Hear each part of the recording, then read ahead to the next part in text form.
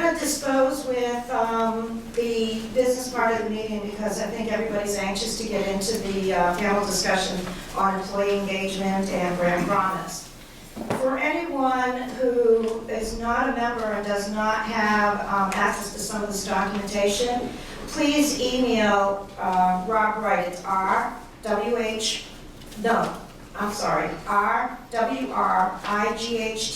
at IAC.org. So that's rwright@IAC.org, and he will get you government-free membership and industry. If you're not a member, he'll put you in touch with who can give you the details on how to become a member. The only thing I want to mention from a business perspective is our July meeting was moved to the 23rd. It will be down at 1725 I Street, where our normally meetings take place.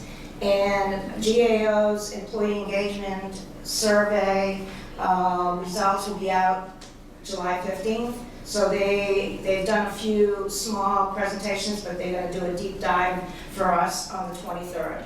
And August is a big vacation month, so we're going to take August off. So Bob Clark, our communications chair, will be sending out sometime in August the schedule for the rest of the year, September through December. I'm not going to go into all of the bios. Everybody has received that registered both a Word document with all the bios, as well as our brochure, which has the agenda and the panel members and the bios as well. So, just to let you know how we got here today, Justin Johnson, who is the Executive Director at OPM for the Chico and Deputy Chico Council, has several hats, and one of them is coordinating a variety of agencies and the Labor Management Council on employee engagement. And as a result of some of their meetings, brand promise was a big subtopic and how to manage that. So I'm going to introduce Justin. Justin's going to talk a little bit more about brand promise, and we'll get started. Justin? Thank you, Debbie. As Debbie mentioned, so I'm the Executive Director of the Chief Human Capital Officers Council, and in partnership with some of our agencies and the National Labor Management Council, we've been looking at this question of employee engagement that's coming out of the President's Management Agenda. So, as you know, the President's Management Agenda includes a number of things, mostly to make the government more efficient and effective, but as they began down that road, they realized that nothing happens without people, and so an entire people and culture plank was established. Within people and culture, there's a part that talks about creating a culture of excellence and engagement to facilitate better performance. And so that's where this group has really kind of dug in. Where we started was looking at promising practices, some barriers and enablers of engagement, and then measures and incentives for engagement. What's happened recently is that after the agencies were asked to designate a senior accountable official to really make progress. And people from the secretaries and directors' offices on down are feeling the heat to make progress on employee engagement across government. So the agencies were asked to designate a senior accountable official, and a couple of months ago, OMB and a team from OPM and others went around and met with each of the senior accountable officials and captured through the discussions the common themes that were coming out. And so now the group is really sort of pivoting to focus in on 4 areas that support employee engagement. One is just, it's a very discrete topic. It's using data to drive action. So forming your strategy with data. That's one, again, a very discrete group of folks who work on that. A second is the concept of improving your communication and essentially communicating and helping people see that the actions that you're taking in response to the data are a coordinated effort, they make sense, and they're locally targeted and all those sorts of things. A third area that the group is looking at is leadership. Developing leaders who inherently understand motivation and engagement, and then help figuring out a way to, as best as possible, to fairly hold them accountable for the elements of employee engagement that are within their span of control. And then the last group is really looking at activities on the front lines, helping supervisors and employees develop better relationships. And again, our labor partners are with us in all four of the buckets rather than being a separate entity of their own. Those four areas that I've discussed, again, are pretty discrete, and what we've come across in this discussion of brand promise, or in the nonprofit and government space, I've been using the term mission promise, but it's the idea of how do you articulate what you're about so clearly that the people that you attract are already engaged, they already want to help you accomplish what you say you're about, and how do you, on a regular basis, keep them connected to that feeling and keep the promise that you've made in attracting them. And so that involves a lot of things. It's not one element of data or communication.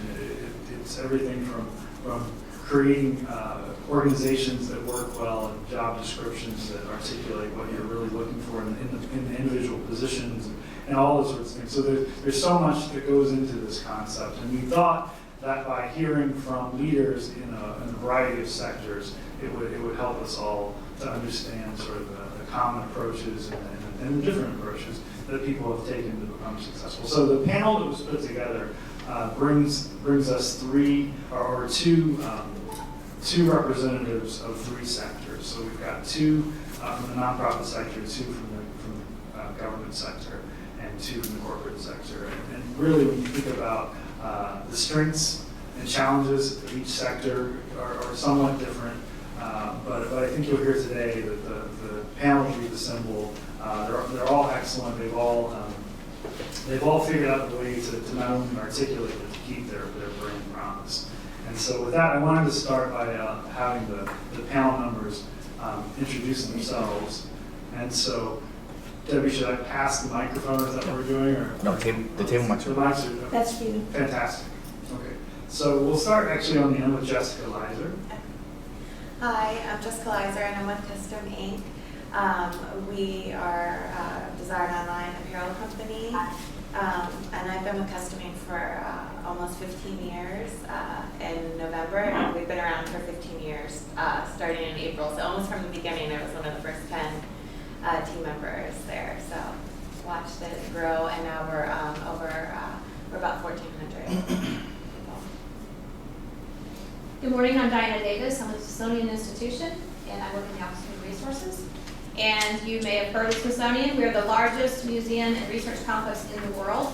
19 museums, 9 research centers, and of course our National Zoo has our live collections. We have 138 million items as far as our collections, 28 million visitors every year, and 100 online visits. We have about 6,000 employees, and we have another 6,000 volunteers among our workforce. So it's pretty telling of what our passion is and what how we attract not only employees, but also that many visitors to come and help with the Smithsonian. And we were recently ranked number 3 best places to work in the federal government among the mid-sized agencies. So it's an exciting place to work.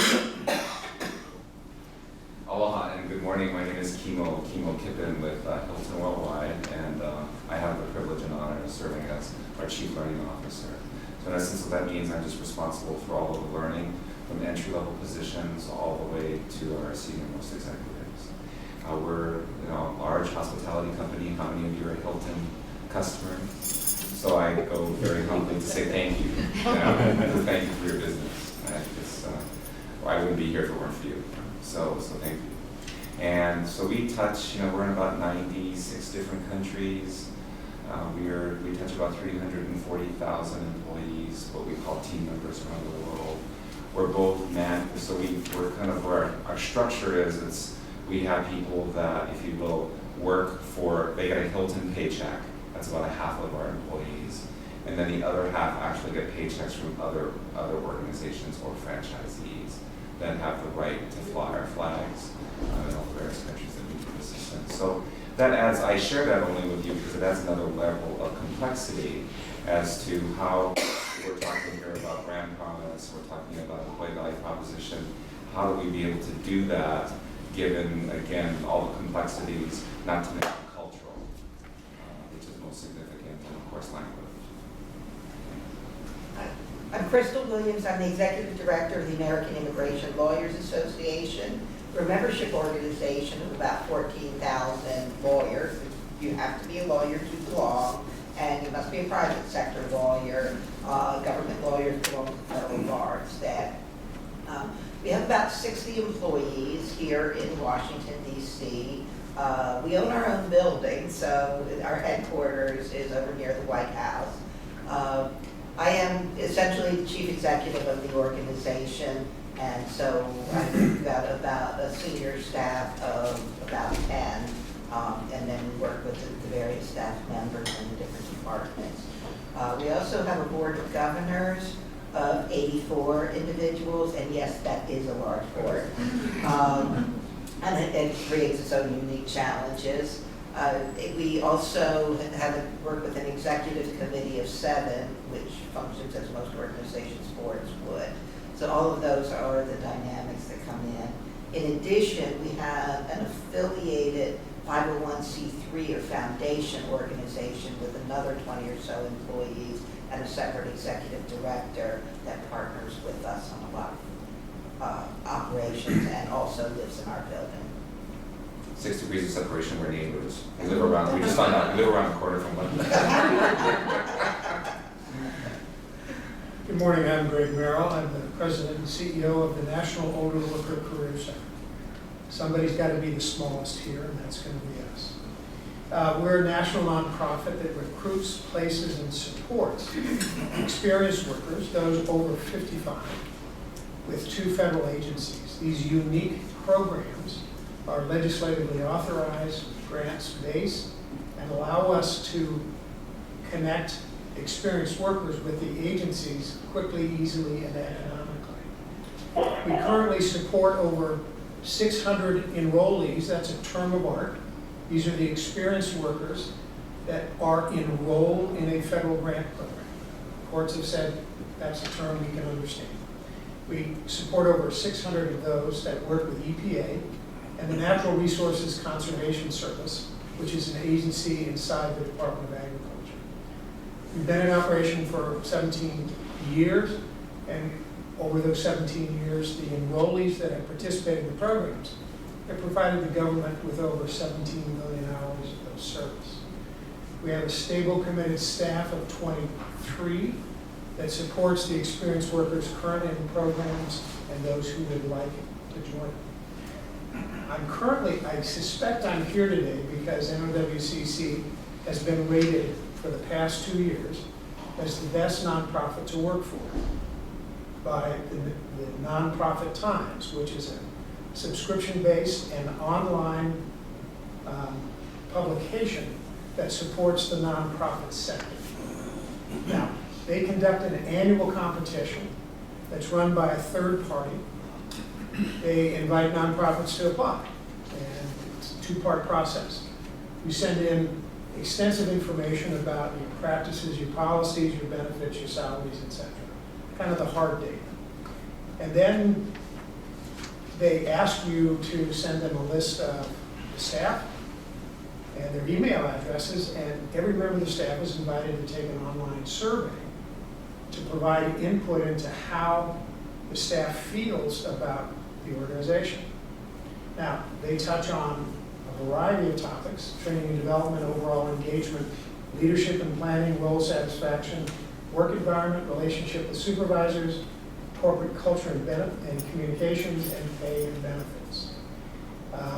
78 items. Numbers are crunched. The last 2 years, NOWCC has been ranked the best in the country. Not simply for the small category, which is 25 to 49 staff, with medium 50 to 250, or over 250, the large category. We were ranked the best in the country. And I must tell you, we were quite surprised. The first time we applied was the first time we got the rating.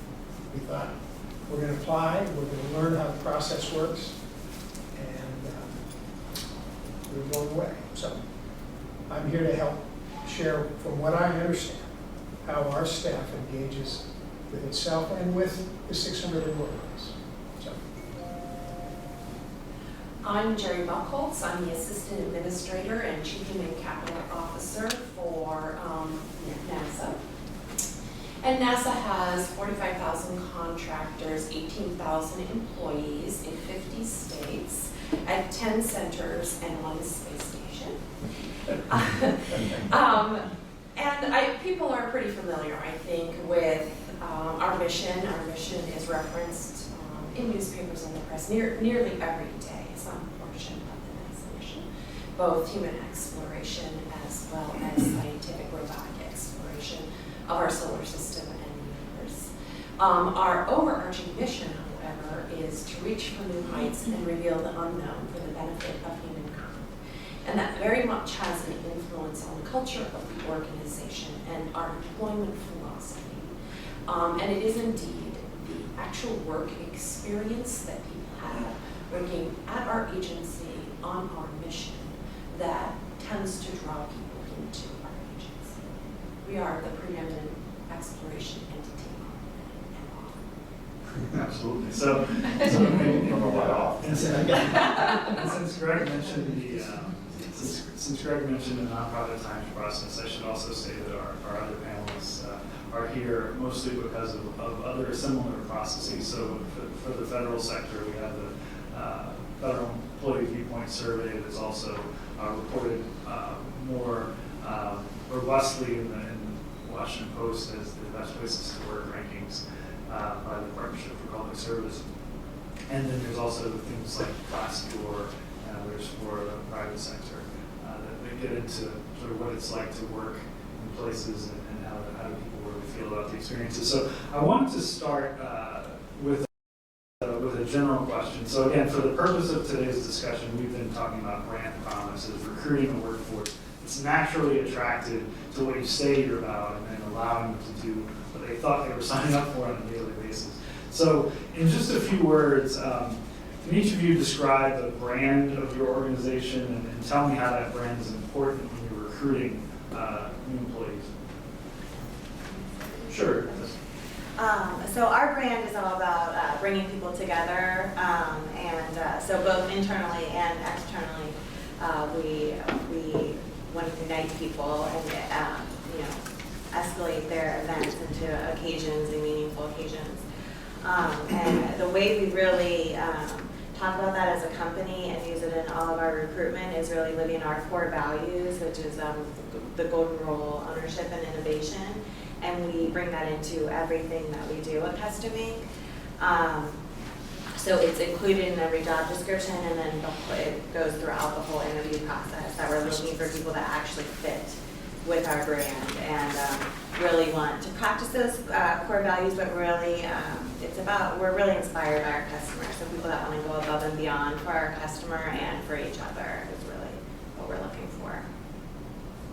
So most people, when you think of the Smithsonian, think about the museums that are along the mall, a lot of our collections that we have that you can, by the way, go into for free and see 364 days a year. But Smithsonian is much more than that. We're a very dynamic organization. Our mission is from James Smithson, who actually donated his entire estate to the United States of America for the purpose of the increase in diffusion of knowledge. And that seems very broad, and we like it that way. Because not only do we have the collections and we have art majors and art experts in the art field or in cultural disciplines in our scientific communities, we really can attract highly educated and also widely known in their own field experts who want to come to Smithsonian because of our brand, because we are the Smithsonian. Not only because of the collections we have, but because we are also looking at digitization to make sure our collections are available, across the internet. We do a lot with education, so we attract a lot of educators who want to also be in that space, as well as I mentioned, scientists. We do a lot of scientific research, for example, in the biodiversity area, and we get a lot of grants through USAID and other grants to study. So for example, we have 2 employees in Bangladesh who are studying the Bengal tiger. where else could you go and get that opportunity if you're a scientist and want to study that? So we do attract some of the brightest and the best within their disciplines. And one of the questions we ask at new employee orientation is, what brought you to Smithsonian? And I'm always stunned because they just say, so I've heard one person said, I've wanted to work for the Smithsonian since I was a little boy or I was a little girl. So we really, it probably the same thing with NASA. You know, I always wanted to be an astronaut, and so people actually grow up and become astronauts.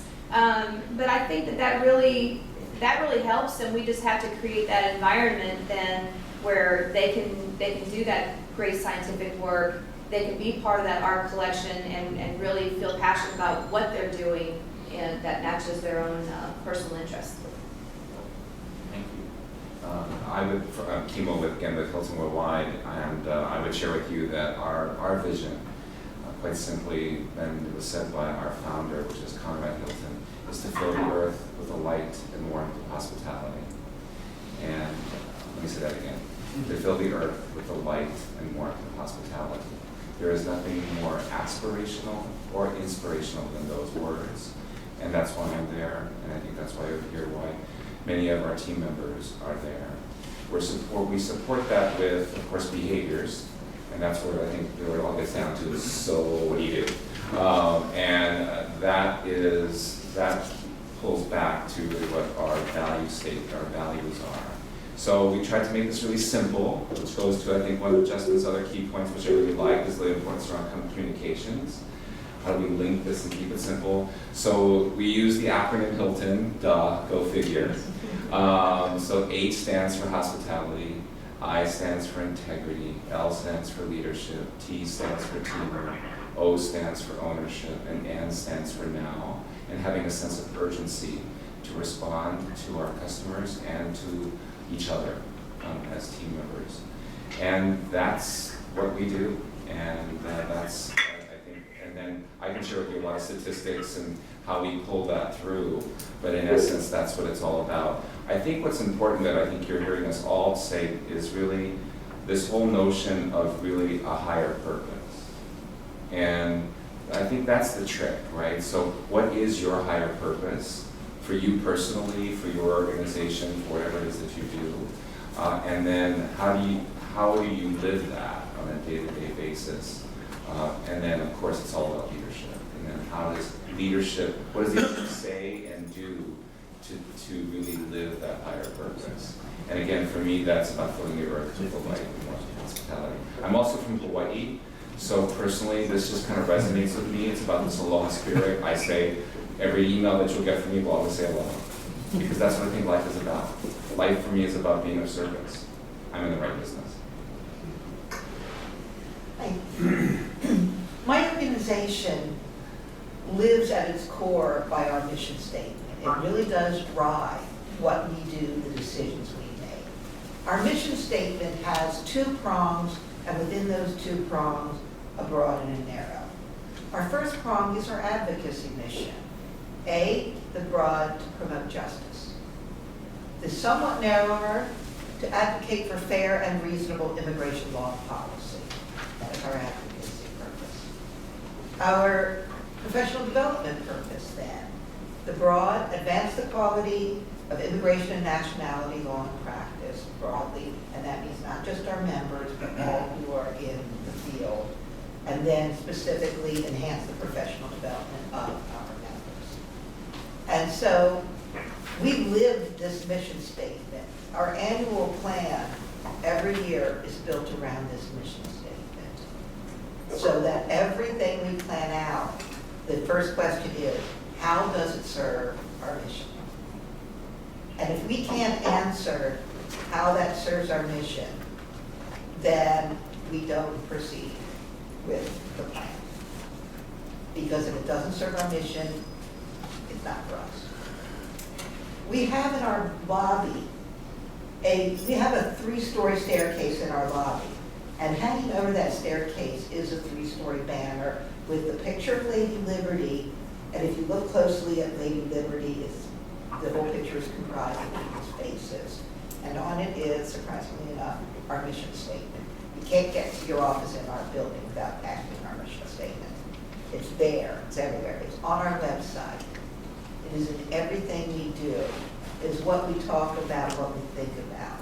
And to promote our mission statement our mission among the staff, we have a monthly all-staff meeting. And every month, some employee volunteers to do a presentation on what they're working on. And then opens to questions. And it's funny, we've had our board president, or each year we have a new board president, and he or she will always sit in one of these staff meetings and is always amazed at the number of questions that each presenter gets from their colleagues. Even if it's a question about the new bookkeeping system. And it always comes back to how is that going to serve? How is that going to get my vendors paid so that they'll continue to serve me and the mission? And every year we get the same thing. I can't believe how engaged your employees are. You know, the back office, the front office, everybody. And even if they don't care about, say, the advocacy mission, they care about excellence. And if you don't care about either, and preferably both, our advocacy point of view or our striving for excellence, you probably don't belong with us. And that actually makes itself known fairly early on when staff comes on board. Either they're going to like it and stay, and we have a lot of long-term employees, or they're up and out fairly quickly. We also have repeat offenders, what we call repeat offenders.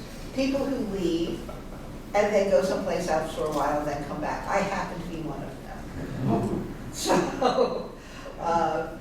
So it's something that we will welcome people back, and sometimes your development is enhanced by going someplace else, learning a skill that we can't teach you, and coming back. And we do see a lot of that. But again, our mission statement really does drive us. Every so often our board wants to re-evaluate the mission statement. And the answer is fine, but realize if you change it radically, you're probably going to have to change the staff too, because these folks really do believe and live it and work it. That's cool.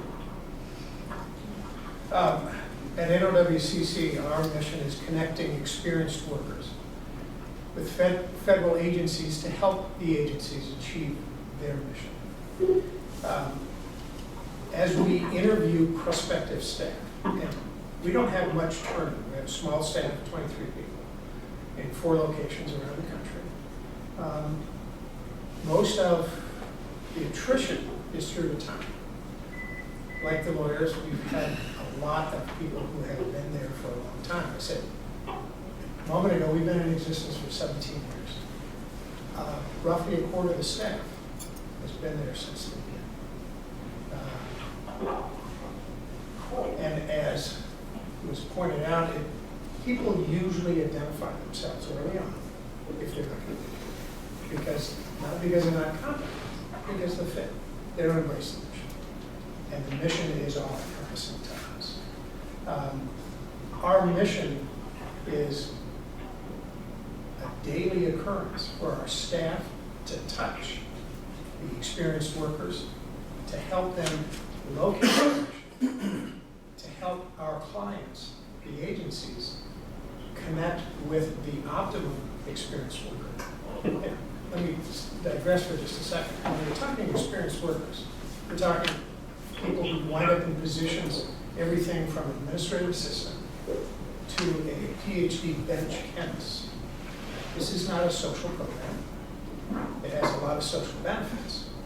But these are positions that the agencies describe and say, we want somebody with 15, 20, 30, 40 years of experience. They're willing to usually work part-time, but come in and help the agency. But it's the staff who touches the experienced workers every day, and the staff who touches the agencies every day, and we feel like we're a bridge. Connect the experienced worker who is looking to stay connected, and the agencies who are looking to tap that resource. People frequently ask, well, do all the experienced workers need the work. And our response is, even though we do surveys on a regular basis about who the enrollees are, what brought them to these positions, we discovered that a percentage of them need to continue to work for financial reasons. Virtually all of them want to stay connected. They want to give back from their years of experience. And it is so encouraging. They all want to give to the government to help make government better. So this is a fascinating collection of interested people who want to contribute their life skills to help the agencies get better, be it NASA, Smithsonian, or whomever. So we have a mission that touches people on a daily basis. We'll talk later about how and when do we start putting out that brand, that mission, and how do we sustain it during the course of somebody's 2 weeks or 17 years of staying with us. So it's interesting because at NASA, we only do work that no one else can do. So if it can be done by a commercial partner, it's handed over to a commercial partner to do. And we engage in work that is either the research and development is so long that there's no cost benefit to the private sector to pursue. So we do that fundamental research and then hand it over for commercialization. Or because what needs to be done requires infrastructure that's only owned by the federal government, like the launch pads down at Kennedy Space Center that commercial companies are now launching from, or because the task that needs to be accomplished is so daunting that only the combined resources of the federal government, academia, and the private sector working together can accomplish the goal, like the moon landing. So that puts us in a really, really unique place where we don't have any competitors.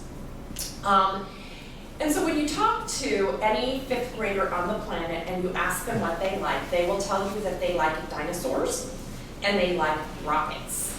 So we start from having recruited every fifth grader on the planet to work for us, and we attrit from there. And so it really is an interesting proposition. So you bring these really smart people who have been through a bazillion years of education, who have wanted to work for you since their earliest memories, and you give them these impossible tasks to do, and what do? They put their heads down and they work, and they work and they work and they work. And our biggest problem is getting them to lift their head up and look around a little bit. So what we really work on, and a part of our agency culture strategy, is connecting people to each other and to the mission, so that they can share in the joy of accomplishment of their coworkers. So nearly every NASA mission, so let's talk about the Curiosity rover. It landed on Mars via sky crane. An amazing human achievement. Every single NASA center contributed in some way to that rover.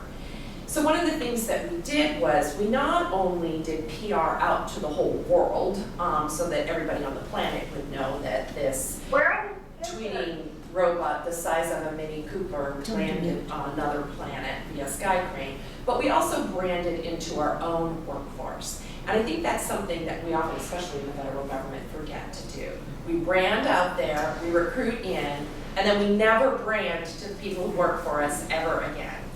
So just by way of example, this was in the middle of the night. We had all the NASA centers open so that employees and their families could come in and on the big screens of the auditorium watch Mission Control live.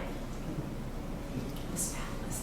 I was on the party patio at JPL with Lieutenant Uhuru from the original Star Trek and the mom from Lost in Space. What's her name? June Lockhart. And we were sitting on the party patio eating Mars bars, watching this together. And it was truly an event, a happening, and something that everybody in the agency talks about the night that that happened. and giving your employees that opportunity to share in the excitement, not just of their own accomplishment, but in the major accomplishments of their coworkers. And to really feel like, even if it was just a tiny bit, that they are connected to that amazing achievement, that buys you probably 5-6 years of goodwill with that workforce. And then having icons around, so there's pictures of that rover everywhere. People have the shirts. We love shirts. We love our meatball. We put it on everything. The hand sanitizers have a meatball on it. So it's that kind of thing, and constantly reminding people in big ways and small ways what they felt when they were 8 years old. So for folks on the phone, I just remind you to mute your phones. We will take questions later. So actually, I want to pivot here, Jerry, about sharing and accomplishment. Everybody knows the story. Like it's become folklore about the janitors who's putting a man on the moon. You've talked to me a little bit about how, essentially right after you arrived or right before you arrived, the shuttle was being put in mothballs. Mm-hmm. And so what is it that you have done at NASA to sort of pivot the culture while maintaining that brand? So you used that video, by the way. Oh, the janitor. Oh, yeah. So, the janitor, I have a guy who comes in and cleans every day. His name is Gary. And Gary is the nicest person in the whole world. And we chat every day at the end of the day because I'm there a little bit late when he's coming through. And so we all just love Gary. So we got the NASA administrator to sign a picture for him because, NASA administrator, Marine Corps general, astronaut, shuttle pilot, shuttle commander, that said, Gary, thanks for helping us put a human on Mars. Charlie. We put him a NASA jacket, we bought him a NASA hat and gloves because he rides his bike to work every day. And we gave this to him, and oh my gosh, he was just so thrilled. And it was just something that we did in our office to help that person understand that we appreciate what he does every day to take care of us, while we work on taking care of the workforce who are working on putting a human being on Mars. So I know that that's story true because I made it be true. That's what I'm saying. You can make your own myths and mythology, and then tell the stories about that. And now I've forgotten the question you asked. No, that's okay. So when I arrived at NASA 2 weeks after the last space shuttle landed forever. And the agency, so this is a 35-year program, and the objective was to repeat perfection 135 times. Mostly true, sadly a couple of times not true. And so the agency, people had come at the beginning of the program, they worked a full 35-year career on that program, and everything about NASA revolved around that orbiter. Launching that orbiter, orbiting the orbiter, and safely landing that orbiter. And the whole culture of the organization was fixated on that and focused on that, and then one day it was just gone. And all the orbiters went to museums. And the whole agency was kind of adrift, like, where do we go next? What are we going to do? We have no idea because the new mission had been decided, but it was embargoed, so you couldn't talk about it. And so, which happens a lot in the government, information gets embargoed. So then I show up and everybody's like, we don't know what's going to happen. And I said, well, you have two choices. You can either let culture evolve on its own, because culture evolves every single day. And you can let that evolution happen, and it may go in a direction that you like, and it may go in a direction that you don't like. Or you can grab a hold of the culture and you can lead it in the direction that you want it to go, so that this workforce and this workforce culture will help you get to where you want to go, which is further out to the solar system, further out into the universe, and a human being on another planet. And they said, we think we like the second choice better. And I said, well, great, because that's what we're going to work on. And so we came up with a culture strategy, really focusing on this idea of connecting employees, building model supervisors, and making sure that the first-line supervisors of the agency were the best supervisors that they could be. and then recognizing and rewarding innovative performance. So under the shuttle, since what you were trying to do was repeat 135 times perfection, it really wasn't focused so much on innovation. It wasn't focused on generating new ideas and thinking way out of the box. The idea was safety. Safer building, safer flying, safer landing. Very important because we were building a space station up in outer space, very important stuff. But there really wasn't this focus on what's the next thing, and the thing after that, and the thing 10 years after that, and the thing 20 years after that. So kind of taking the workforce and pointing it toward a much longer time horizon, 20 years out, and then figuring out what can I work on today that'll help me get to that place 20 years from now. And how can we use our leadership talents and our employment philosophy and our programs and processes and procedures to set the environment up so that people have the opportunity to be innovative thinkers and innovative doers. And that's what we've worked on for the last 4 years. Perfect. So I want to go over to Diana. In your discussion, in your description, you mentioned this idea of you attract, because of your institution, literally the Smithsonian Institution, you attract experts. But as you said, most people experience the Smithsonian as a collection of places that you go visit, and so you also have a customer service staff that most people will more identify with that experience. So, do you try to connect them to the same mission, or what is it that you do to keep everyone connected to the same mission? Yeah, really, we connect them by that visitor experience and try to help everyone understand what their role is with that visitor experience. I was surprised when I got to the Smithsonian to find out that all of our security guards, who are sometimes contracted out, are actually federal employees of the institution, and our building service workers. And that's a very nice term for they clean our restrooms and maintain our cleanliness of our buildings. Not exciting work. I mean, going back to Jerry's explanation or story about the janitor. And it's about a third of our workforce. You think about the number of security guards and building service workers we need for all of our museums. It's a very large workforce. So one of the things that they do is, within that specific unit, the Office of Facilities and Engineering Operations, is they have a very robust employee recognition program. And they also try to help the staff understand what their role is in terms of visitor experience. I mean, when you walk into a museum, that's probably the first person that you see is a security guard, because we're in 2015 and you have to go through metal detectors and so forth, unfortunately. But that is the first face and the first interaction, the first impression you may have of Smithsonian as far as staff is that security guard that you're going to encounter. And so they really try to instill that you have a huge role. I mentioned security. I mean, some of the countries in the world, their nation's treasures are being destroyed right now because of terrorist activity.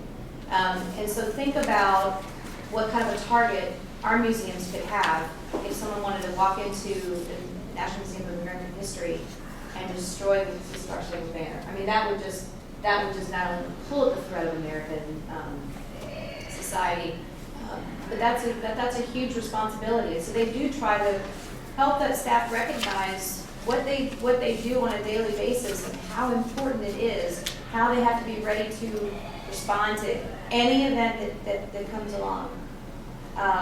We are kind of a decentralized culture, if you will. A lot of our units, kind of operate independently. Museums operate independently.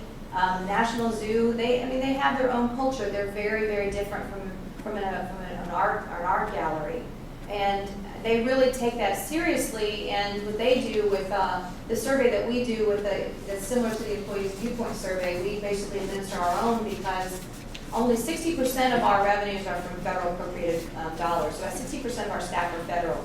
We have 40% that are trust employees, and they're funded through philanthropy, through grants, and through revenues from our stores. So they're a different type of employee, different benefit packages and so forth, but they still want to make sure that they still feel part of, they're not, a federal and then trust, that we're all Smithsonian employees. And so those units actually do a lot of efforts at their level to really build pride in their own museum and their own unit, and actually look at the results from the employee survey to determine what they need to do to build employee engagement. And actually, even as I speak, thousands of Smithsonian employees are actually gathering on the mall right now. You can see this picture. But they're making a human starburst on the mall right now, probably about 4,000 employees, because today is our staff picnic. So yes, I'm not dressed for a staff picnic. I probably could have. But this is an example of what we try to do as an institution, though, to make people feel attached to the Smithsonian brand and the Smithsonian culture.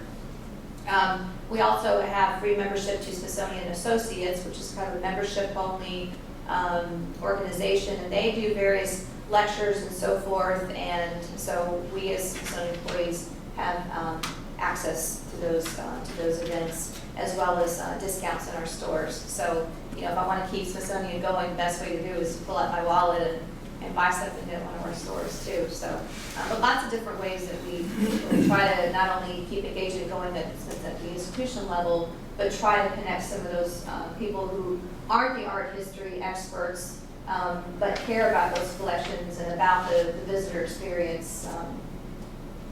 Great, I mean, that's exactly what we're looking for in this discussion. So I wanted to jump around a little bit.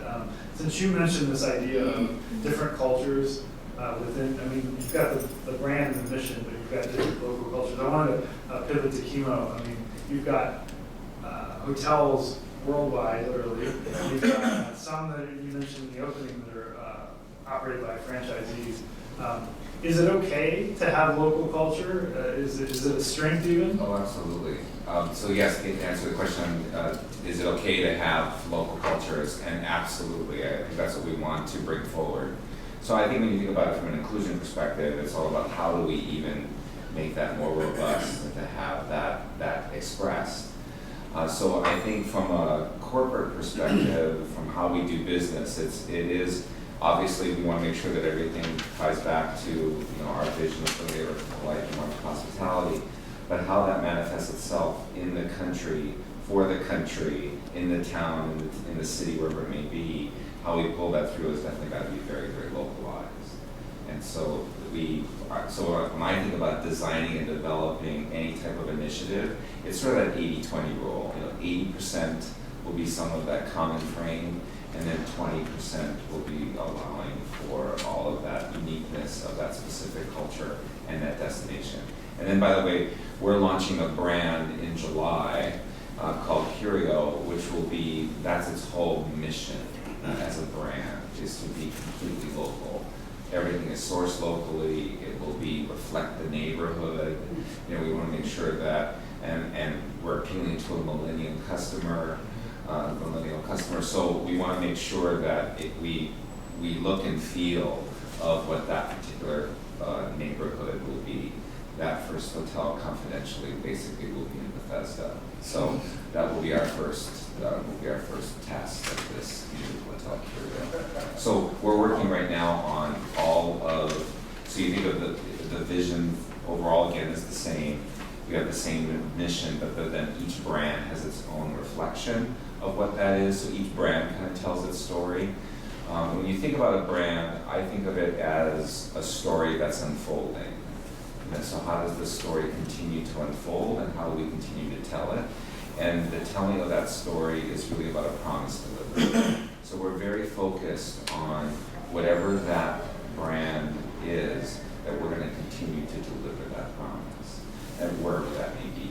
And so from a learning and development perspective right now, we're very focused on creating all of the training to support the launch of that brand, and then how do we create that experience at the property level of how that brand will manifest itself. Terrific. So since you brought up the idea of different expressions and experiences of the same core mission, Jessica and I talked a little bit about how the whole point of your organization is to empower people to design their own personal shirts and things to bring them together. How do you, since the staff then is in a supporting role, how do you continue to keep them engaged and empowered when the creativity is in the hands of the end user? Yeah. So we really talk a lot about empowering our team to come deliver for the customer and to go above and beyond for the customer. So it's less about the actual creative component and it's the problem solving and what they do. And so we have 4 to 6 people touch every single order, and every single one of them feels ownership on making sure that you know, it goes above and beyond to produce what we call like a wow experience for our customer. And then the way we loop that back in is everybody that touches an order also receives the customer's feedback. So for every order that you touch, whatever your role was in that order, you still see what the customer responds. And then we also stream that live on our website. So really, I think they're empowered by the freedom that they have to really make decisions on an order-by-order basis. And actually, we had just done an exercise asking people about that. So I'll share quickly a quick quote of why an artist likes their job. And they just said that they love the problem-solving aspect of the role and figuring out how to wow the customer. And these are really their words, even though it sounds like what I just said. But sometimes it means redrawing an image or removing the background. So they are making creative decisions and interacting with a lot of art, or making logistic, you know, we have a logistics team that can decide to courier an order. We've had team members deliver, so they're really, they've hand delivered. We had a team member fly to Boston to go deliver an order, so they're empowered to come through for our customer, and really just, we take our inspiration from that. Okay, so Greg, you had talked about a little bit about how NOWCC, You got it? it's not just about advocating for the concept. No. You actually are helping people get work. And so talk a little bit about how that helps keep everybody connected. It starts at a very personal level. Jessica, is that? Mm-hmm. Okay. Jessica was talking about individual ownership of an order. I'm thinking about individual ownership of connecting an experienced worker to a federal agency. I think about the person that works with Al Lessler. Al is joining us in the audience today. He's our Senior Director of Field Operations. And it is his staff that recruits and supports those experienced workers as they apply for a position, get interviewed, hopefully get accepted, and then supports them in whatever ways possible while they're aiding the agency. And I'm thinking of the passion on Al's staff. They take huge ownership. There's a couple of the folks, the recruiters that work with Al, don't want anybody else to help because they get to know this candidate and they say, I've developed a strong relationship with her. I know in conversations and emails what she can do, what she wants to do, what her strengths are, and I am personally committed to getting her a great position inside EPA. So it starts at a very personal level. When I go out and talk to groups about experienced workers, as I'm talking, I can usually see light bulbs go off, different color light bulbs, but different light bulbs going off in the audience from time to time. And when I ask people afterwards what struck me about what we were talking about, and it's usually something on the order of, you know, I didn't realize that we haven't been looking for the best people. I didn't realize that somebody who has been working at a senior management level for a long time might want to do something else and can help us. I'm thinking specifically of a fellow who for 35 years was a manager of a chemical lab. And he worked his way up through a company and highly responsible. He retired, but he wanted to get back to being a chemist. He had been trained, either master's or PhD in chemistry. He wanted to be a chemist because that's what he wanted to be since he was 6 years old. He didn't want to work on that. He wanted to be a chemist. So he applied for a position that didn't pay him at the same level, didn't have the same level of responsibility. But it turns out he didn't want those level of responsibilities. He wanted to do his chemistry. He didn't want to worry about a staff of 10 to 15 to 20 chemists. He wanted to focus on that. And as we talk about the value of experience and the huge trove of experienced workers entering quasi-retirement in this country, employers are beginning to open their eyes and say, maybe we ought to make sure that if we have a job opening, make sure it's posted and written in such a way that we're really looking for the best people. So one of the passions that we get is opening people's eyes and beginning to understand the value of experience and older workers can bring to a job. So Greg and Jessica, you both talked about this concept of ownership from start to finish, and people get to experience the payoff. They get the feedback. So, Crystal, at your organization, you talked in the opening about how the values and the culture are just instilled everywhere.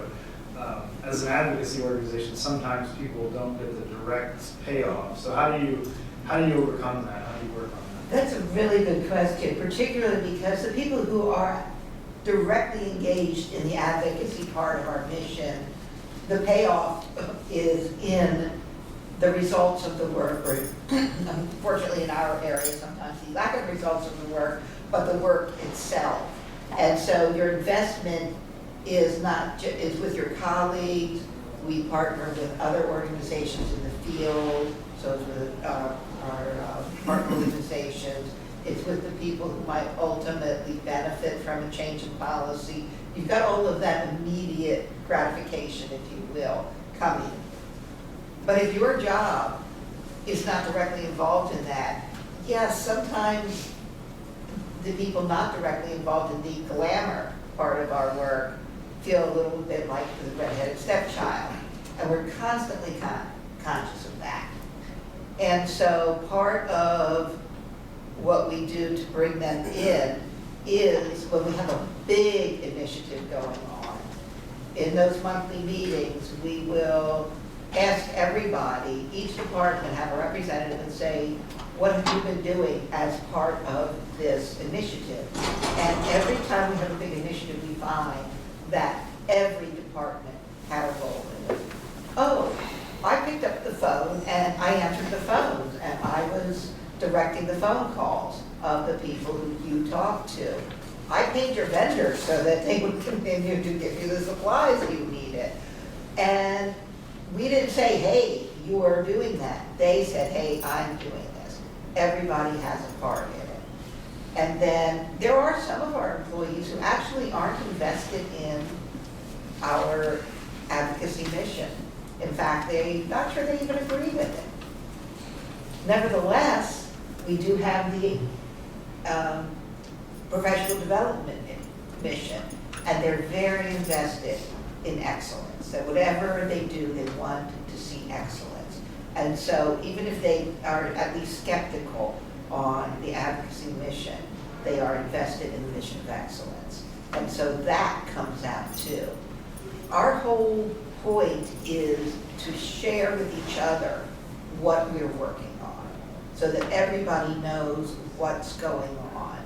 We do have the usual techniques. You've got ice cream socials, parties, launch parties. We have some big things that have nothing to do with advocacy. We put on an annual conference every year that over 3,000 people attend. That is a big undertaking. So we have a launch party for that. We have check-ins along the way. Actually, this afternoon, we're going to have a deconstruction on it, because we just had it a couple weeks ago, to see what went wrong, what went right. But the idea is to keep everybody involved in the big project, so that when somebody's doing the sexy stuff, everybody gets a little piece of that, and everybody remembers what little pieces of that they really contribute to it. But it is an ongoing struggle and an ongoing challenge. Because with that 84-member board I mentioned at the outset, when they want to question the staff, and we bring our department heads of every department to every board meeting, when they want to question the staff, they don't want to question the head of HR. They want to question the head of advocacy. And so the head of HR always feels a little like, oh my, chopped liver. But the fact is, once she did get a lot of questions, and then she came back and said, you know something, I think I'm going to want to go back to chopped liver. That's where I really enjoyed that. But if not with our board, at least among ourselves, we have to constantly remember to recognize one another's contribution to what each of us does, because we all actually do interlock a great deal. So I think the group now has a good understanding of the various approaches that each take and the challenges that each of you face individually. I did want to say that through all of your stories, it's clear that you try to build a sense of a team that's connected to a purpose. And that's what all the best organizations in any sector do. I'm interested to know a little bit more, and Kimo, you mentioned that you're the Chief Learning Officer at Hilton. I'm interested to know about your approach to employee development and career growth, given that in some of your organizations there isn't the next spot available. In some of your organizations there's lots of spots available, but you've got to be willing to move across country perhaps. So just an open question for the group here, your approaches to talent management and employee development. Sure. Great question, and let me just tag it back up to, so if you think about, again, higher purpose, to fill the air with light and with hospitality, our value proposition is really centered around this notion of heart of Hilton, and it's broken into 3 big chunks. One chunk would be around a great place, just a great place to work. So that's the physical environment, the hotel itself. The second would be having a great career. So, and then that's where a big chunk of what you're asking, Justin, it sits in, which would be focused around the most important thing. The most important thing again is leadership. So a lot of energy is spent on what we do from a leadership perspective. And then a big chunk of that, of course, would be including the development. And then the last part of this, if you will, the third big piece of the strategy would be around great rewards and recognition. So that's kind of the wheel, if you will. And then from a development perspective, again, all of that is attached then to our brand strategies. So everything that we do is also uniquely attached to our brand strategy, and then how we pull that through from a pre-acquisition perspective. So if you go to hiltoncareers.com, you'll be able to see sort of how all of that is packaged, and that goes to, again, Justin's point about communication. Then, so it's that pre-employment experience of how then are we attracting talent, and then once you're hired, then how do we then start to onboard you, orient you, job skills train you, and then build your career. The thing that's so cool about our industry, I speak to a lot of general managers, and when I ask the question, I'll say, how many of you started as an hourly employee? About 75% of the room will raise their hand. 75%. So for example, I started as a busboy. So, there's a lot of tenure in our organization, and a lot of people have worked their way up And the part that's cool about that is because we're growing at such a fast clip. We're opening a new hotel every 1.7 days. So 4,350 hotels globally around the world. Our need for talent is going to be very fierce. So how then do we get with our growth so quickly? How then, to your point, Justin, around we think about mobility and how we're going to be looking to move talent around the world. A part of that for me, I'll share with you, is what I call the garden strategy. The garden strategy is, we all have a garden. We all belong to a big garden. And your tomatoes that you grow in your garden really belong to the bigger garden. So, you will have leaders think, oh, those are my tomatoes. I got that tomato, I raised that tomato, I'm very proud of my tomato, and that's my tomato. I don't want to give my tomato away. And really we're trying to, again, shift that perspective of how do you think around talent from a global perspective of that tomato belongs to the bigger garden. And that we're gonna share that talent. So we have a lot of programs to support the development from, again, entry all the way up to our senior most executives. And I would say that what's also critical about all of this, it's all attached, again, to our brand standards, all of which is attached to a quality assurance process, all of which we can deflag you. We can pull your franchise away.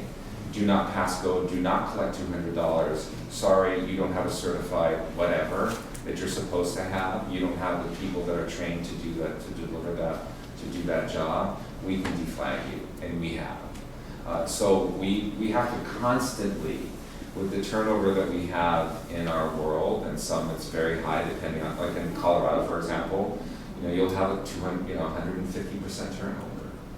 In other parts of the world, Cairo, for example, we have very little turnover. So but we're constantly having to think about training and learning.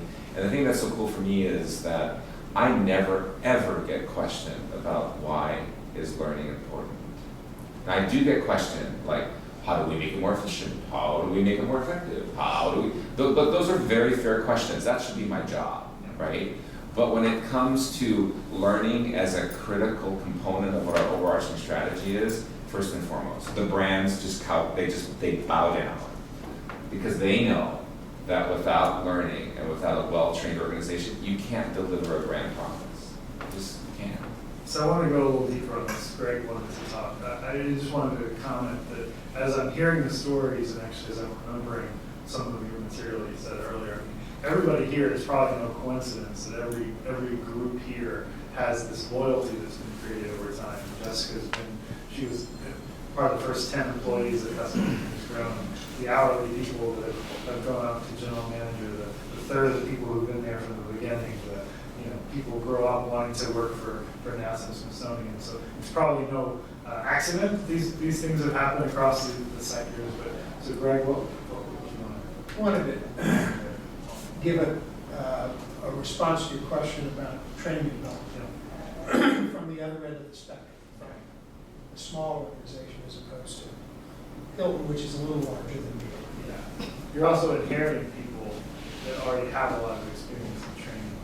We're attracting them and utilizing them. And I also wanted to say to Chemo, as you face the challenges of finding all these good people, don't forget the experience, okay? Because they're all over the place, let me tell you. And when you think about it, it's the best option. There are two options. You either get old or you don't. So let's get old and let's use it. Thinking about training and development, we look at it as there's a specific path that an individual defines. I'll talk about that in a second. But we also create an environment that values training and development, that values internal promotion and advancement. The simple things. We always post our positions, the few we have, internally first. We encourage staff who we know are interested in expanding their capabilities to apply for those positions. And there are a variety of, I can't think of the number right now, but a healthy percentage of folks started in NOWCC and wound up someplace else. They keep going. That's part of the environment. But on the specific path toward training and development, each member of the staff has what we call an IDP, an individual development plan. That's constructed and reviewed every year between the individual and their supervisor. And that plan is composed, single sheet of paper, try to keep it simple. What is it that you want to do in the next year to develop yourself professionally? And what is it that you want to do in the next year to develop yourself personally? And we always look at the context of how much of this investment in time and resources is going to be helping NOWCC and how much of it's simply going to be helping you as an individual. We always start with the question of what's best for NOWCC, recognizing that as we develop and promote and enrich the individual experience, they are more invested, they're more capable, and NOWCC strengthens its operation and its mission. So we have a very specific approach, as well as worrying about the environment within which decisions about training and development are made. So Crystal, it occurs to me that as a small nonprofit, I've worked for nonprofits before, and a lot of times the best jobs are at the top. And there's not a lot of turnover because people are very connected, so they don't want to stay forever. And so have you had trouble with that? Do It's a people constant- leave because there's no natural advancement? That is a constant challenge. And the thing to remember in all of this is dealing with smart, ambitious people means tough choices. When you're in an environment like this, where 60 employees, the top level is mainly people who have been there forever, and even some of the middle levels are people who have been there forever. And you get a dilemma among your employees who are like working there but don't see a career path for themselves. And the reason they don't see a career path for themselves is that there isn't one. It's not all sunshine and unicorns. Sometimes there just isn't one. There are some different places to go. We've had a number of people who sort of stepped aside, gone to a different operation, and found a path there. I'll tell you a story just to say what does happen is earlier this year there was a woman working in one of our more visible products. A lot of our members really value, and it's a daily product, so that if they don't see it every day in their email inbox, they get upset. And I noticed that the product was stagnated, that it was fine, it was adequate. And this young woman who was working on it was doing fine. Her performance was adequate. But she wasn't growing, and the product wasn't getting better. And I sat her down and said, do you think that you can do better? I just feel like you are treading water. And she said, that's exactly what I feel like I'm doing. And I said, this, maybe time for you to leave the nest. And that was a startling thing to her. Here's your boss telling you, or your boss's boss's boss telling you, it might be time to leave the nest. She actually did go out, got another job. She was at our annual conference. I turned around at the annual conference, this woman was hugging me. She said, thank you for pushing me. I am in the greatest job ever. She's gone into practice, and she's representing unaccompanied children in immigration court, unaccompanied immigrant children in immigration court. It's her calling, she found her calling. Sometimes they shouldn't stay for their sake, as well as the organization's sake. But sometimes you do want to nurture talent. And one of the things to do to nurture talent is we have a management philosophy, hire good people and stay out of their way. And that's not as simple as it sounds, because everything you do interlocks with everybody else, and so you can't stay out of anybody's way because there's going to be an interlock. But the other thing is you have to develop an environment where it's safe to fail and make informed risks. And as long as the risk is informed, go for it. And so we've had any number of failures, and that's what I think is our success, is we tried that, it didn't work, we learned something from it, we took what we learned and went over here. And so if employees feel that it's safe to take a risk, then they can make their own growth. Most of our more senior slots in our association, we've been in existence 69 years, we've had a national office for probably about 30, somewhere between 30 and 35 years. We've had employees for that amount of time. Many of our best jobs were jobs that the employee himself created by taking that initiative and by trying, taking a risk, maybe failing on the first try, but getting it right on the second try. So encouraging innovation is the best employee development tool that you can have. And sometimes encouraging people, good people, to move on is the best thing you can do for them and yourself. And remember the repeat offenders thing? The thing about them is they come back sometimes and they bring their new skills with them. Well, it sounds like the person you described is, to use Chemo's analogy, she's still contributing to the greater garden. I mean, she's still in your field, she's still promoting excellence. She's a member, Yeah. and she's still. Jessica, Yeah, well, so we're facing this right now. I mean, we have 250 artists, graphic artists, and there's only that position at our organization, so there's nowhere for them to go to be more creative or to further their skill if they don't want to go the leadership path, and not everybody does. And then we're also really expanding in other locations, so a lot of our hiring is there, so if people don't want to move, then there's limited opportunities. But so we just started something called internships for anchor, we call our team members anchors. But a chance for people to go at least start learning other fields, even though they may, if someone really wants to be an artist and continue down that path, then that would be a conversation where we kind of nudge them out of the nest as well. But if they are open to thinking of different ways they can put their creativity, to use, because all of our roles have that, then they can start with these internships, and then we're also starting a course at university to allow people to, maybe you're a sales service rep answering the phone, but you'd like to learn Illustrator, which is what all of our artists use, so you can gain that skill and maybe move throughout the organization that way, and just that will make you stronger. And we have a lot of our artists, or I call them graphic artists, but you don't have to be one. People that start in our art department actually say that they've learned more in our 8-week training than they learned in 4 years of art school. So we can, if you have the ambition, we can move people from a sales role and teach them art, and then they actually can become graphic artists from there. So there's looking for parallel opportunities also where people feel like they can just put more in their toolbox is another way that we look at it. So Diane and Jerry, you both kind of described your organizations, I would say accurately, as a destination. I mean, so people dream about being there, and so the bar is very high too to keep that promise, because they're expecting a lot. Do you have this challenge where you get people, they've attained a certain level and now they can't go anywhere else, or do they not want to go anywhere else?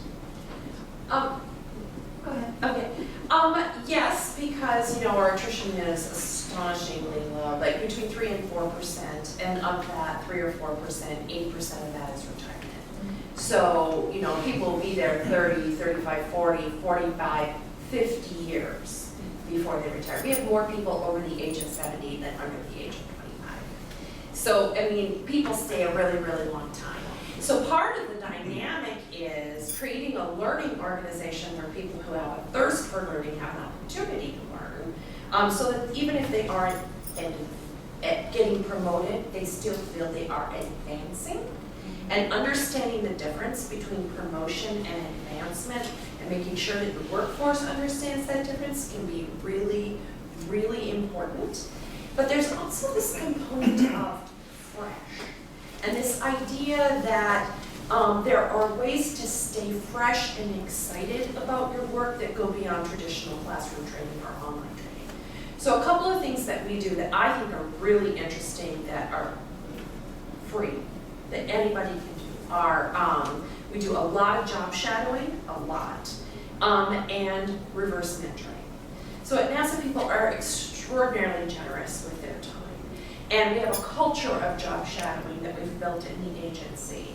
So, for example, people who are early career will come and spend an entire day with me and just follow me around wherever I go all day long to see what it's like to be in my position, and see the kinds of issues that I deal with, how I interact with people, and learn by watching. And then at the end of the day, we'll sit down and have a debrief and talk about what the person observed. Everyone from the NASA administrator on down in the agency does job shadowing, has people come shadow. One day I had 5 of them, and they were like little baby ducks, and they followed me everywhere I went. But it's not uncommon for the NASA administrator to have a couple, for the chief operating officer to have a few, for the chief scientist, just any number of people around the agency. Opportunity is offered at all levels in the organization. So if you have an interest in working in another part of the organization, going over and spending a day with that person, and really meeting people and learning more about the organization and being more visible, and just having some fresh excitement in your work life that makes it interesting to be at work and experience something new and different. The second one is reverse mentoring, and this we did about a year and a half ago in an attempt to infuse this concept further into the workforce, and it worked. So I asked every senior leader of the organization to engage in a reverse mentoring relationship, meaning that that senior leader would be mentored by a much more junior employee in the organization on the topic of the senior leader's choosing. So some of the senior leaders chose social media. They wanted to learn more about social media, what the different social media platforms were, how to differentiate between personal social media and professional social media, and what could they really learn, and I'd sit down and just spend some time figuring it out with someone who already knew how to use all the different social media platforms. Most people, though, did a job shadow, but in reverse. So, for example, I went out and spent the day with a laser engineer physicist in his laboratory out at Goddard Space Flight Center. And I just went with him everywhere he went. I went to his budget meetings. He introduced me as Jerry from headquarters. This is before the government shut down. People didn't know who I was yet. And so they just say, and then people would look at me and they go, oh, okay. And what is your technical background? And I'd say, I've watched every episode of Star Trek ever done. And they would say, okay, I can work with that. And so we would have a whole discussion of what they were working on based on episodes of Star Trek. And I wore the goggles, and I went into the lab, and I went through the airlock, and the whole 9 yards with the whole thing. And many other senior leaders chose to do that as well. And when you've been a leader for a really long time that you need to be to get to the very senior levels of the organization, you forget what it was like to be, early career and really just trying to plow your way through the day and get things done that you need to get done.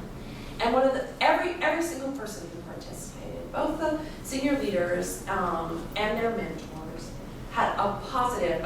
We did a little mini survey, 100% positive response from both populations of people. When does that ever happen in our world? So it was truly, truly valuable. And then the other thing that was really, really helpful is that when we sat down to make really hard decisions about sequestration, about the freeze on awards, about hiring restrictions, some of the really hard things that we have to make decisions about as senior leaders. Everyone had spent time walking in another person's shoes, and the workforce knew that they had done that as well. So I think there are ways, certainly building skills, we spend a lot of time and money and effort on that, but staying fresh at work is something that I think we sometimes lose. So that's an important point you raised about connecting the workforce to the senior people, so they're not just these people that are making decisions behind the scenes. We have our CFO is Dennis. Everybody knows Dennis, and Dennis wouldn't make an arbitrary decision. So he must be wrestling with very difficult challenges. That's what he's saying. So when it comes to employee development, a lot of people think of training first, and when you think about our curators and our scientists, if I were to go to them and say, what training classes would you like to take this year? They would probably roll their eyes at me and to completely shut down, because they don't need to go to training. What they actually do on an everyday basis is professional development to them. That's what they're most passionate about. So being out in the field, so we have a Tropical Research Institute in Panama, and I was able to go down there, and actually I went out to Mara, Colorado Island, where they go out on this island, and they're basically the only inhabitants of this island. We don't own the island. The Panama Canal Zone owns it, but we go out there and we do research. And these people are up on a tree studying a frog. There's another scientist that studied bats. That's what they want to do. So if I ask the lady in the tree who's studying the frog what training they'd like to take, she'd just look at me like, what? But that's what they want to do. That's their research is their professional development.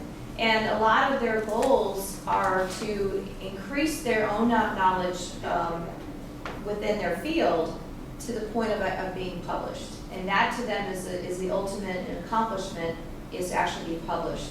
So many times they have opportunities to either have access to collections or to specimens that they can actually research, and that is a unique opportunity. But they also many times have collaboration with other universities, other scientists, so their position themselves give them opportunities to have that interaction and collegiality with academia to advance their research, which in the end actually advances their own knowledge within their own field. Another thing that we're doing that the federal government, OPM, just legislated was phased retirement. So for those of you that aren't in the federal sector, phased retirement allows a federal employee who is eligible for full retirement to actually retire, put in air quotes, they actually do retire. They begin taking half of their retirement annuity, and at the same time they stay on board and they work half-time. So they work 40 hours a pay period for a specified period of time. So it could be 6 months, it could be 2 years. That's by mutual agreement of the employee and the agency or the unit for us. And during that time, we want them to be starting to transition some of their knowledge to the point that OPM has required, and I think it's been a good thing. They're required to spend 20% of that time, so basically 8 hours a pay period, in a mentoring role. And that mentoring could be a one-on-one mentoring role, it could be one-on-many, or it could be some sort of a knowledge transfer. Where you're ensuring that what you've amassed in terms of knowledge over the last 20, 30, 40 years. We have a lot of employees who have been with Smithsonian for decades. They know everything that is about that bug collection. But have they written it down, or is it all up here? So they actually are being incentivized and actually required to a point to actually participate in those knowledge transfer mentoring activities to help those who are newer in the organization and actually kind of archive some of that knowledge that will leave when they leave. So we are taking advantage of that phased retirement program and have opened it up to the institution for our federal side. Great. So I'm going to open up for questions, and there are benefits to sitting in the front row. Yeah. So Jim? I'm ready to shut up. Yeah. No, I was just curious because I heard all your stories about the importance of mission, purpose, brand, and all that on engagement and all that. What my thinking is that those are necessary but not sufficient, and there must be some intangibles. I work for Jim Trinka, like you said, work for Department of Veterans Affairs. Certainly have the mission, certainly have the purpose, maybe a little bit tarnished brand, but you know, we are 18 of 19 in large federal employee, best place to work, I think, for large agencies, and you know, our engagement is pretty bad. So I don't know if you think about what is the intangible that you might have other than what you've already mentioned. Sorry, or to put it another way, what does it look like on a daily basis? What do you do to keep people connected and engaged? One thing that we do is we created this internal system, we call it our WOW. You can wow each other, and it's super simple, and it's for everything like, thank you for bringing me a copy, to thank you for, or you did a great job in this order, and it's really simple and it's all digital. You immediately get an email that you wowed someone, and your supervisor gets that as well, and then it streams through our digital signage throughout too. So it's just like a daily, really easy way to recognize people and just thank them.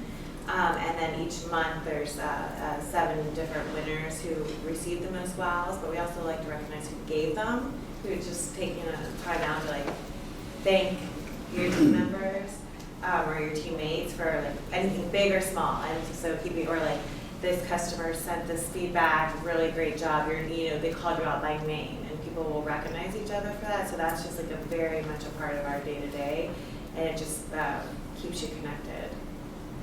Great. So when you make it easy for people, it becomes part of it. And once people, departments that use it, they use it more, because I got a wow, let me think about what other people are doing that are wowing me every day. And then we have a big award every year based on when you wow someone when you do it. It says, is this Inc. Academy worthy, which we have an Inc. Academy award every year. So if it's worthy, we have an Inc. Academy award that's based off of one of our, there's 3 awards, and they're based off of our core values, ownership, innovation, and golden rule. So if it's Inc. Academy worthy, you can actually submit the nomination right there. And then at the end of the year at our holiday party, they're announce the winners. So I think it's all about first line supervisor, and I've been working really hard on our first line supervisors. I stopped attempting to communicate with first line supervisors through the chain of command, and I communicate directly with the first line supervisors of the agency. I have a communications email tool that allows me to do that. And so they get direct, so for example, on performance management, they get information directly from me as the Chief Human Capital Officer on why do we do performance management, how do we do fundage management, and when do we do performance management. And also in all of our supervisory, first-line supervisory training, moving beyond nuts and bolts of supervision to supervision as a leadership discipline, and accepting accountability for creating a working environment in which all people can thrive, and how do you do that as a first-line supervisor. And I think that that is, if you can only pick one thing to work on, and probably you should only pick one thing to work on, it's those first-line supervisors. Grabbing a hold of them and making sure that they are the highest quality supervisors that you can have, so that that day-to-day work experience of your workforce is the best work experience you can make it to be. And that will get people through really, really tough times. If the things are going badly, if they have a first-line supervisor who they know they can rely on to give them accurate, up-to-date information, cares about the organization and cares about them as people, 90% of the battle. Something else you notice that the people you spend almost as much time, sometimes as much or more time with the people you work with as you do with your own family. It's really good if you like those people. It doesn't always happen, but it really is good. And we need to take steps to encourage, if you're not going to at least like them, at least see them as human. Every time we have a new employee, that monthly staff meeting, we do a lot for that monthly staff meeting. That monthly staff meeting, each new employee gets up, introduces themselves, tells a little about themselves, and then we interrogate them. Anybody can ask them any questions. And then once we don't have new employees, existing employees, we pick on existing employees and do the same thing. We have something called the lunch bunch, where we put all the staff's names in a hat and pick out 5 names and send them off to lunch together once a month. And then they have to come back and report on their lunch. Sometimes the reports are, oh, we are not talking about what happened there.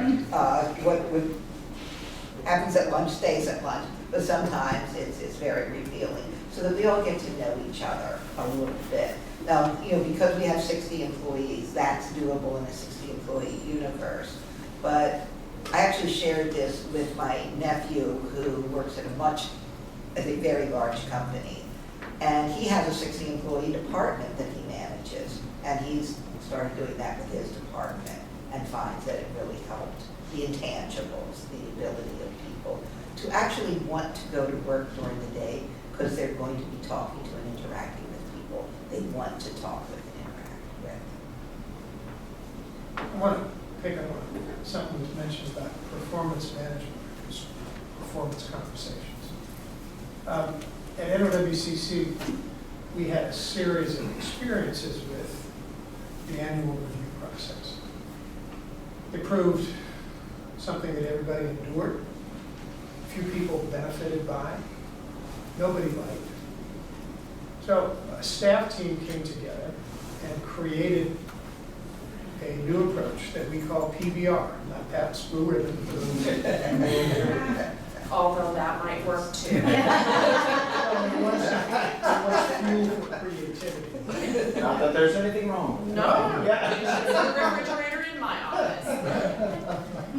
PBR stands for performance plus behavior equal results. So the emphasis here was, we're looking to improve results. And you combine the performance of what exactly are you doing, the behavior, how are you doing it? And then that achieved, when they're combined, that gives the right kind of results. Now, this process is user-friendly. Once a year, staff and supervisor will sit down and figure out, what are we going to focus on? What am I going to focus on this year in terms of my performance and my behavior? So they negotiate what it is I want to improve it. Supervisor has input into that. But there are only 2 or 3 things that they focus on. And they usually revolve around our core values of teamwork, customer service, and professional competence. But this is a negotiation. Staff supervisor says, this is what we're going to be looking at this year. Mid-year, there is an informal but structured conversation. And then at the end of the year, they look back and say, okay, here's how we did. It is, I think without exception, the annual conversation is never a surprise because these conversations take place on a regular basis. If somebody is drifting away from the performance levels we're looking for or that they want, supervisor will provide them with feedback and they'll improve or redo what they have to do. But the key for, I believe, the success of our PBR, performance plus behavior equal results, is this was designed, tested, refined, and then adopted by the staff. It's something that they felt they could make work. So it is not something that was imposed on them, but it's something that they built. And part of the building was they recognized the commitment of the organization to help every member of the staff get better. Now, you have to say that very carefully in some cases, because some people will say, well, you mean I'm not good enough? You're great, but we can all get better. And that attitude has been done. But again, that's because it came from this working group. They talked with their colleagues. How do we make this work for us? Because we're going to have to do it. So let's make it beneficial. So that was, it's not an intangible, as you requested, but I was thinking about what are the intangibles that make that work? 3 things: respect, involvement, and listening. I keep being reminded by staff, we got 2 ears, 1 mouth. Listen better, listen better, listen better. And we're going to understand better. So, partial response to your question. So, are there other questions in the audience? So I see Peter. Helps to know a lot of people. So I see Peter Bonner in the back. I had the privilege of listening to most of the session on the phone, and the telecommunications worked great, by the way. I want to revisit the conversation about microcultures that you talked about earlier. And what came through in the conversation to me was that you talked about the respect for those microcultures and how you value them. I didn't hear very much about how you connect them or how you create value between those microcultures. Can you talk a little bit about that? So for folks on the phone, if you couldn't hear the question is essentially about how you encourage both local culture but also connect them to the larger goals. Well, in my mind, it's kind of like a pyramid or a wedding cake, right? So you will have many cultures in an organization. It's just simply true. And what you're all trying to do is find that bright light that they can all point toward. A unifying principle, an employment philosophy, a theme.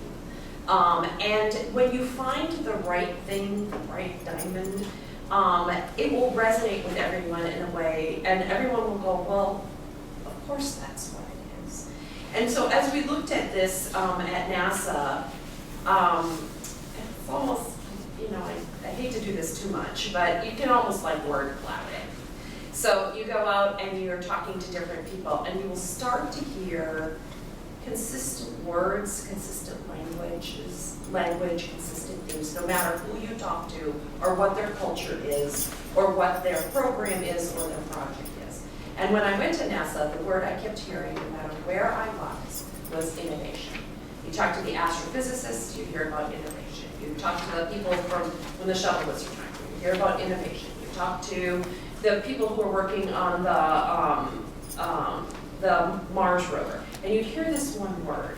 So then when you come forward and you say, okay, we want to have a culture, a NASA culture strategy, not a workforce strategy, a A NASA culture strategy focused on innovation, because it is the thing that unifies us all in the fundamental philosophy on which our organization and our people exist. And everyone went, oh, okay, that sounds right, but how do we go about doing that? And then, then it was my job to sit down and figure out, what are we going to do? What can be the top of the wedding cake that other people can build larger and broader layers underneath that help line everything up toward, the cake topper, which is innovation. So in my mind, it's not that you're connecting them, it's that you're getting all of these cultures, like flowers, to all point toward the sun, I think is the best way of describing it. I think we also look at our strategic plan, and we have 4 grand challenges that we have.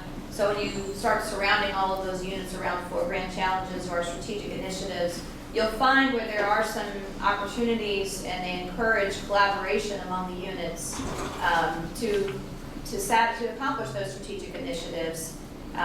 So we do try to have kind of pan-institutional collaboration when it comes to that. The institution is organized where we have an undersecretary for science.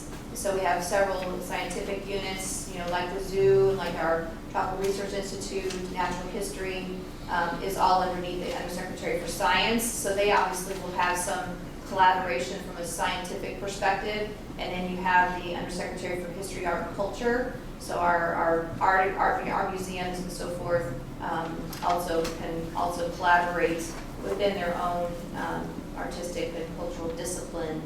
And the other thing that we do is with our leadership development program is that we actually try to have a very diverse group of individuals going through a leadership development in a cohort, so they can actually learn from one another and what the other units are doing and where they can connect. And one of their projects, one of their management projects, we do try to have them do a project outside of their unit and where they're interfacing with other units, so that way you do get some of that connection. Another way that we connect, of course, is through our intranet, which we call the lobby, and that connects all of our team members, and it knows when you're coming into the door if you're franchised or if you're a Hilton employee.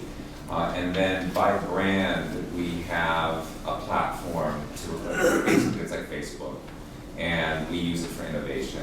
And so for the Hilton brand, for example, it's called, the whole concept around our brand culture there is called Blue Energy, and that's because of the Hilton Blue. And the platform is called H360. We have about 70,000 team members on that one platform, and they're just kibitzing all day with one another. They're just talking to each other, and it's sharing those guest stories, and then we pull all those stories at the property level, then we pull it at a regional level, then we pull it at a brand level. And then that all just feeds up, and that becomes basically our rallies for recognition. And then we have a whole nother series. Again, we're trying to be very using systems to support all of this. So right now we just, at the end of May, we kicked off with basically Employee Appreciation Week.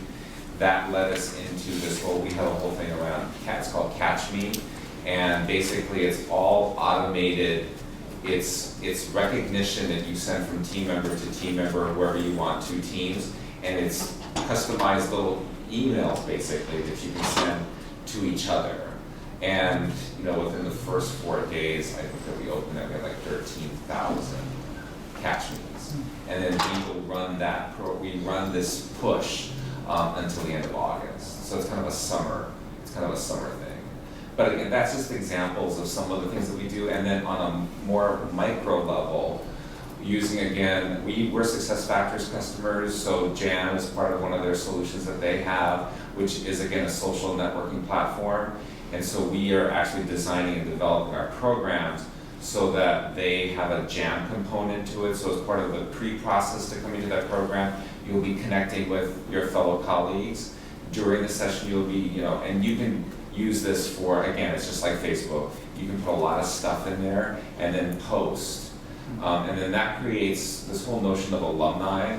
So for our ED programs, for our VPs and above and our general managers, That's by invitation only, global, so we bring them in from all over the world. We'll run our next one on August 26th here in McLean, and it's by invitation only, but each one of those become a real, it's a cohort, and that cohort comes together, and then they'll have this platform.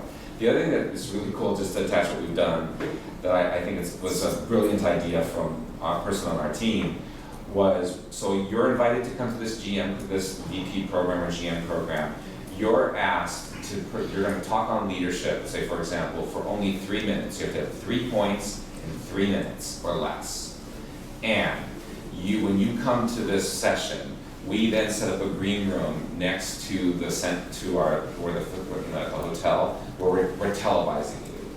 And so we then capture those 25 in leadership in 3 minutes or less, and that becomes the content for what we then create for the next, every month we have an edition for this basically digital magazine that we send out to all of our VPs and VPs and leaders. It's about 12,000 people that goes to, and it's basically leadership in 3 minutes or less, and I have the app on my iPhone, and it's also an app. And then we push out that gets pushed out on a monthly basis, and then we surround that with content from eCornell, Harvard, GoBase, Skillsoft, TED Talks, we surround it with other content. So it just becomes a nice little tight package of that, and then all that is archived, and then from that we're focused on creating a leadership book, if you will, of then telling your stories. So everything is about storytelling. Storytelling. Get people to tell their stories. It creates so much energy. And there was a question here. Hi, good morning. My name is Sarah Smaller-Smith. I work at North Highland Consulting. I'm actually a contractor here at GSA supporting OHRM with their workforce planning efforts. So thank you all for sharing your insights. My question is related to organizational change and change fatigue that a lot of employees are facing today. Lots of changes going on, whether it's leadership changes, rolling out a new technology, a new product, and that can have a real impact on employee engagement. So I was just curious to hear some of the successful strategies that you may all have rolled out to particularly combat some change fatigue in your organizations. So yeah, just quickly for folks on the phone, I'll summarize the question is, how do you combat change fatigue in your organizations? I'll start.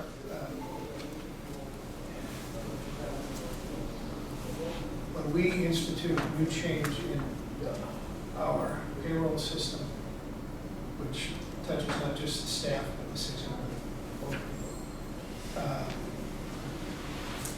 with our employee or enrollee management tracking system, we just have a very thoughtful process, lay it out, provide sufficient time. But the key is communication. Tell people, this is what we're going to do, this is why we're going to do it, this is the approach we're going to take. Here's your role, here's how it's going to touch you. We're in the process of moving everything to the cloud. That's great, but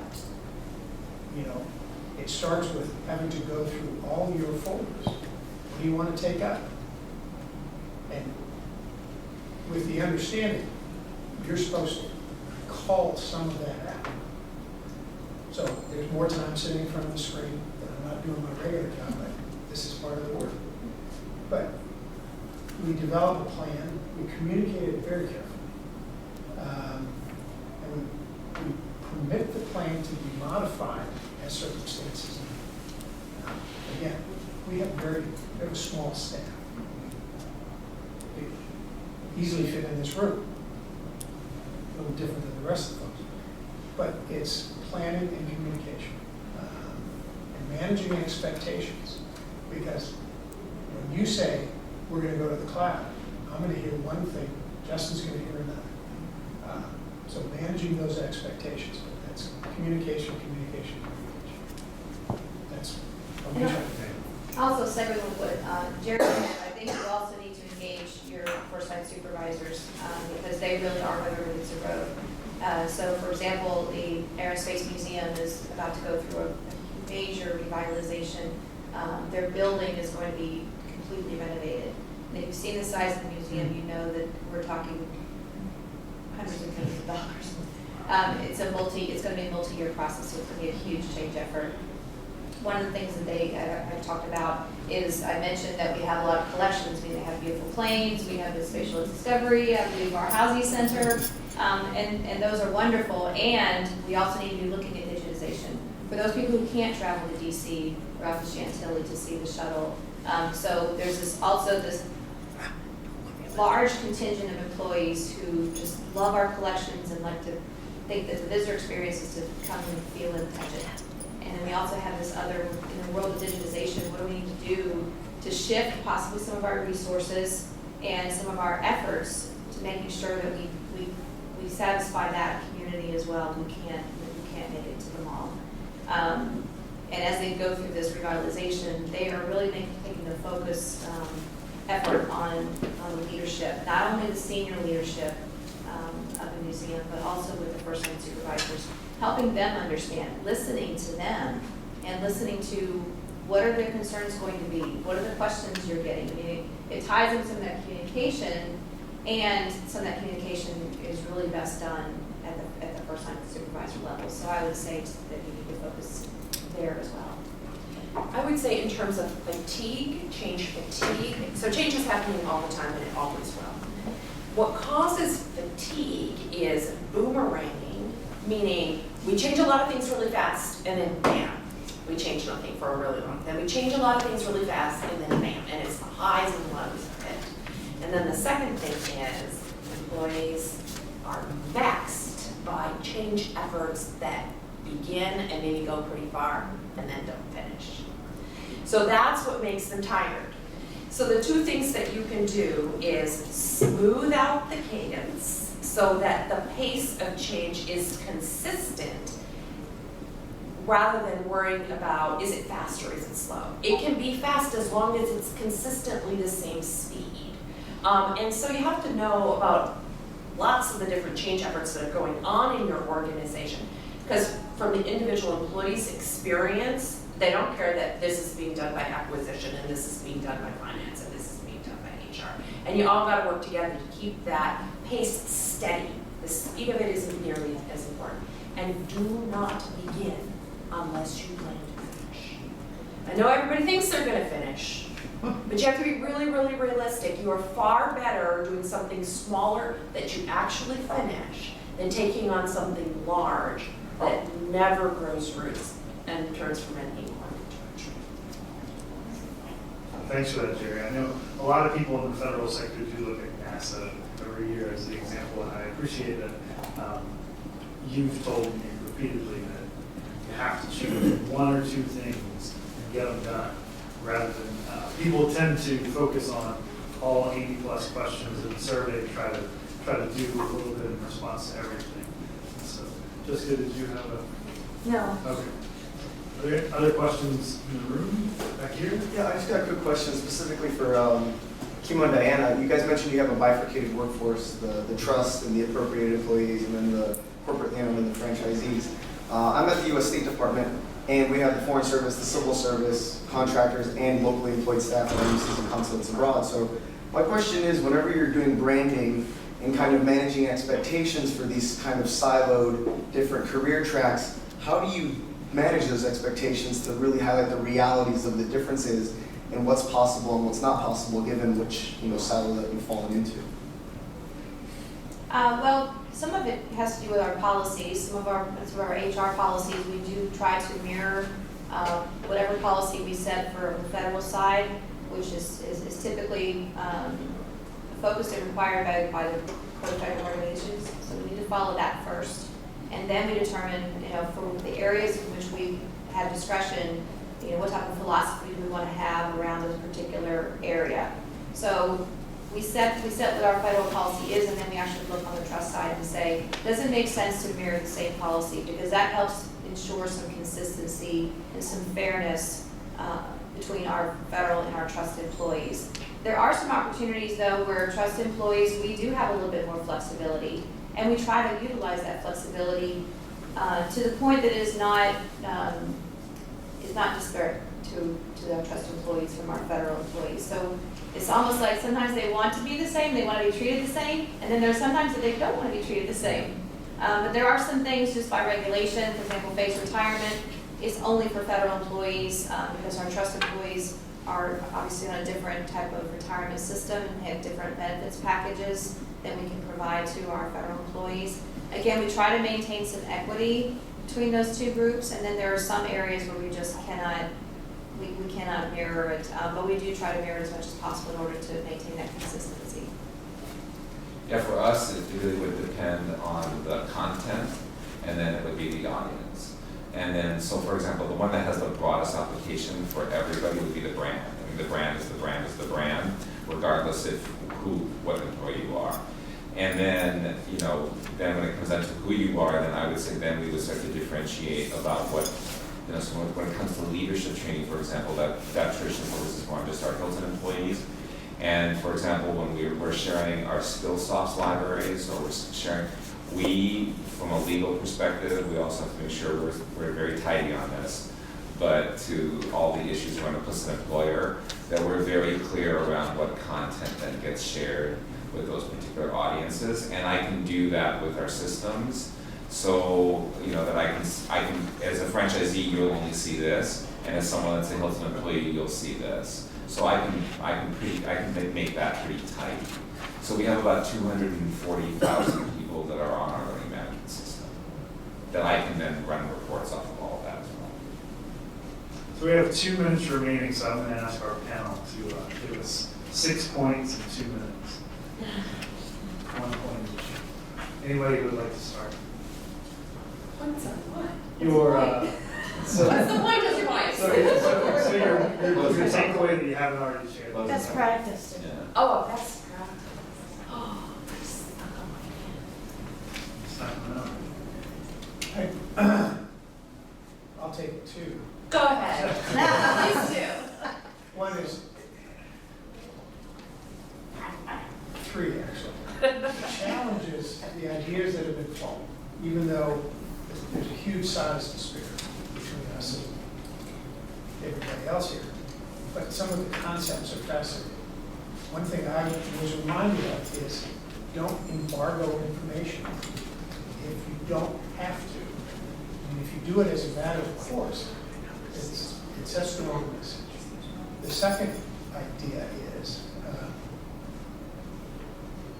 going to talk with our management team and suggest that every member of our staff attend at least one external conference or event every year. Get out of the daily to sit and listen, even in a field that they carry responsibility for or in a related field.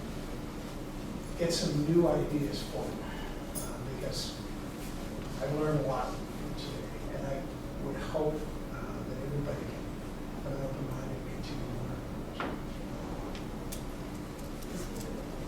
to learn. Almost a reiteration. First of all, learn to talk, but once you learn to talk, communicate. Minimize the secrets. An open workplace is more likely to be a happy workplace. We thought one would just be focused on this higher purpose and really pull that through communication, and less. And last piece of that I think would be less is more. I think tap that inner passion.